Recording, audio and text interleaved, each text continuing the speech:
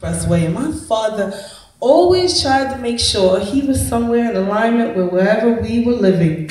He moved to Mount Vernon from the Brooklyn area, and on this little entrance onto the Bronx River Parkway that hugged the outskirt of the park we used to play in all the time, he would have to enter onto that, and he could see us as we'd be out there having our fun with our friends.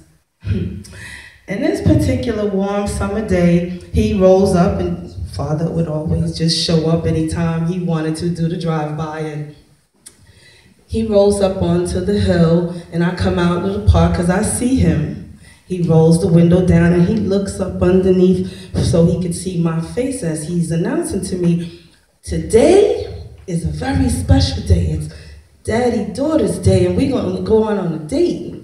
Go on upstairs and put on your favorite outfit or whatever you like and take your time. As I'm about to walk away from the car all excited because I didn't know what this date was or what he meant by that, but whatever it was, it sounded kind of fabulous. So as I'm stepping off the curb, he rolls down his side of the car and he says, take your time. Go on and take a bubble bath and do whatever you gotta do. And I don't mind waiting. And in fact, I wanna wait. So just go ahead and take as long as you need.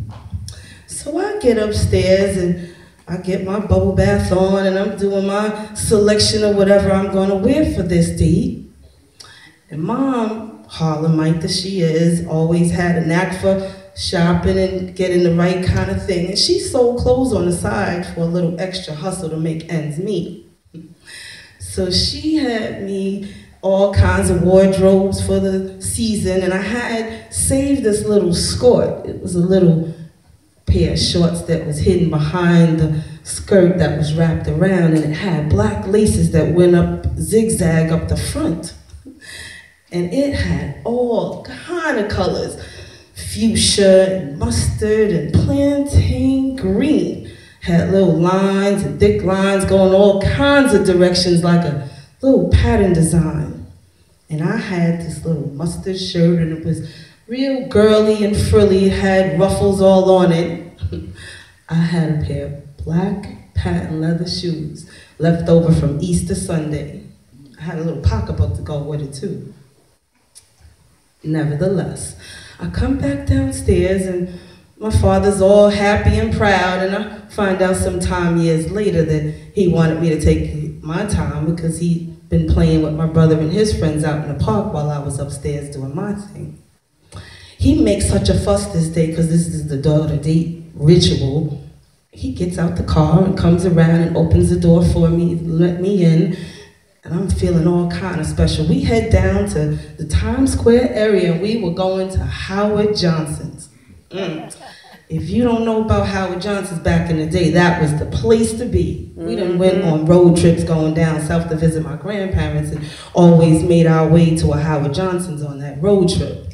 So I'm feeling all kind of special and he's got his chest puffed out and he's telling the waitress, we're on a daddy-daughter date. So he leans over to me and makes sure I know how special I'm feeling today, and he says, order anything you want, because this is just your day. So I done been spoiled with Mom and Aunt Sarah and Graham's food at home, so I'm really not that fancy out and about, so who can mess up a cheeseburger and fries? So at one point, when the waitress comes back over, she takes the order and he says, I'll order for you, because this is all part of making me feel special. So he says, and the lady will have a hamburger well done with nice Swiss cheese melted on the top and some ketchup on top, and please make sure you warm that bun a little bit, just slightly toasted. So he says to me as I'm eating my food, and I had a tendency to eat one French fry at a time. I like to dip it in the ketchup when it was on the side of the plate on that little pile.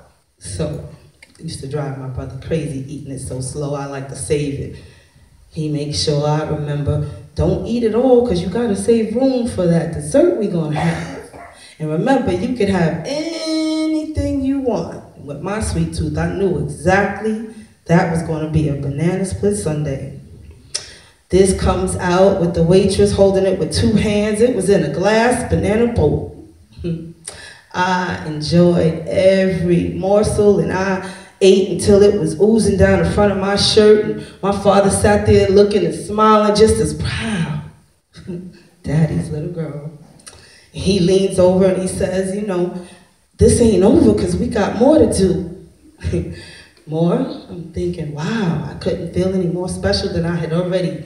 This whole day was going just. We go over to Radio City Music Hall and see the Rockettes kicking it up high, and afterwards there's a movie playing.